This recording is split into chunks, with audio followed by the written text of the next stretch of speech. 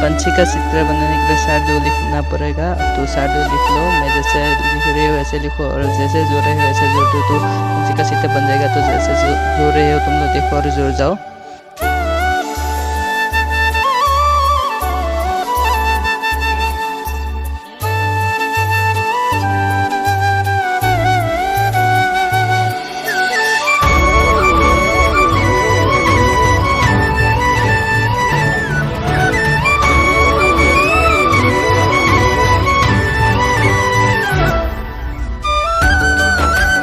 गया ना पंछी का चित्र, तो ऐसे जोड़ेगा तो ये होगा।